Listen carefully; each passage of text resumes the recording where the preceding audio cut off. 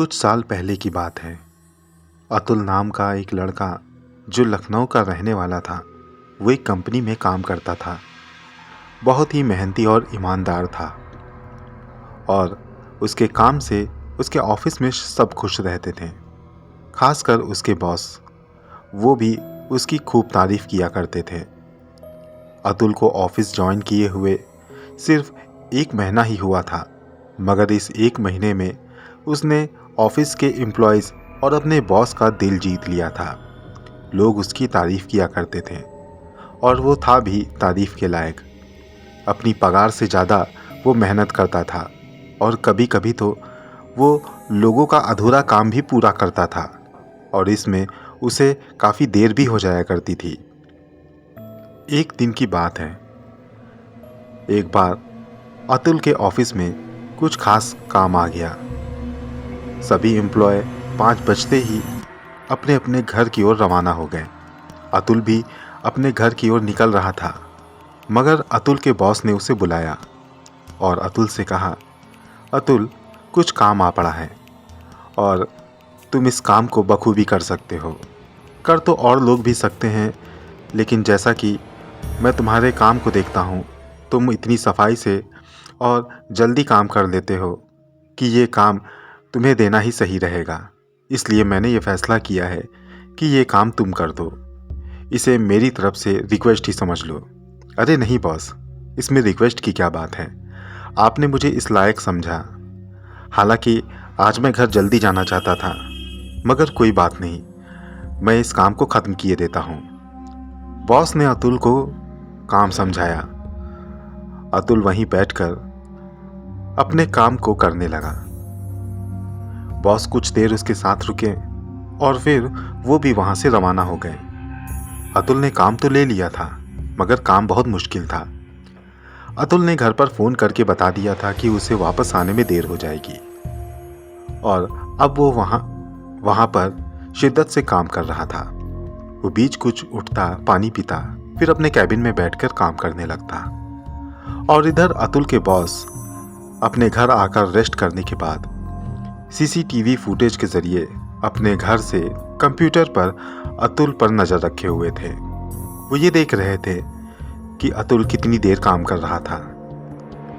उन्हें अतुल के काम करने पर शक नहीं था, लेकिन वो इस बात का रिकॉर्ड रखना चाहते थे कि अतुल कितनी देर काम करता है, क्योंकि वो उसी हिसाब से उसे एक अच्छी पोजीशन देना चाहते थे।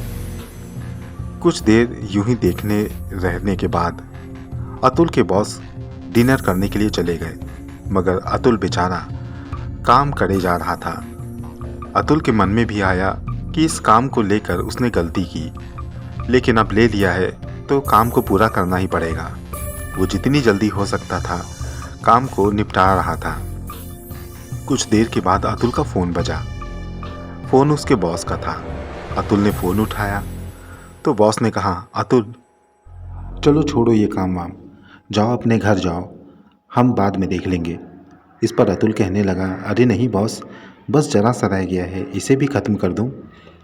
बॉस कहने लगे, देखो अतुल, मेरी बात मानो, यहाँ से जाओ और इस काम को बाद में कल सुबह कर लेना। अतुल कहने लगा, पूरा काम तो कर दिया है, अब ज़रा सा छोड़कर भी क्या कर लूँगा। इतना कहना था कि बॉस आँख बबूला होकर अतुल से कहने लगे, तुम्हें एक बार में बात समझ में नहीं आती? मैंने कहा ना, जाओ वहाँ से, छोड़ो काम को। बॉस ने पहली बार अतुल से इस तरह से बात की थी। अतुल को बहुत बुरा लगा। वो सारा काम छोड़कर वहाँ से चुपचाप निकल गया और अपने घर आ गया। घर में भी वो उदास रहा। दूसरे दिन वो चुपचाप ऑफिस गया। ऑफिस में वो अपना काम करता रहा।